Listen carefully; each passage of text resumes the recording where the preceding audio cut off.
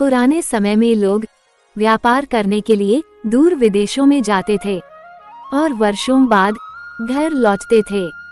उन्हीं दिनों की एक घटना है। एक व्यापारी व्यापार करने के लिए विदेश गया।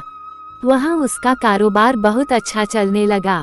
वह धन कमाने में इतना व्यस्त हो गया कि उसे समय का ध्यान ही नहीं रहा।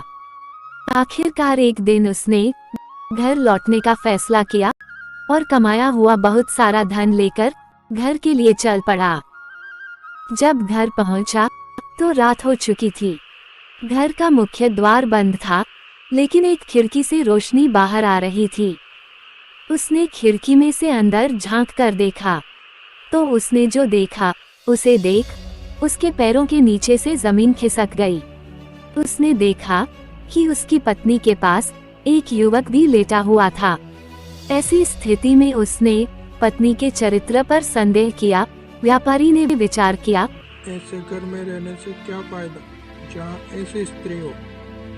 वो मन ही मन सोचने लगा, पत्नी और उसके पास लेटे युवक को मारकर चुपचाप वापस निकल जाऊंगा और अन्य घर बसाने का प्रयास करूंगा।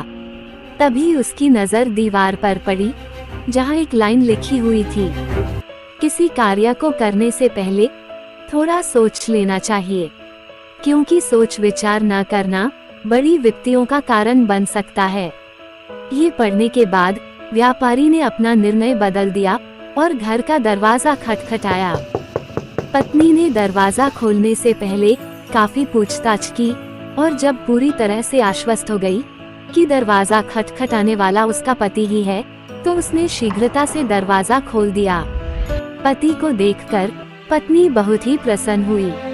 उसने फौरन युवक को भी जगाया और पति से कहा, ये आपका पुत्र है जो अब पूरे 20 वर्ष का हो गया है।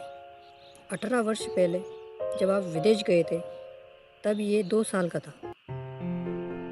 पिता की आंखों से आंसू बहने लगे। उसने पुत्र को गले से लगा लिया। अब व्यापारी का संदेह खत्म हो चुका था।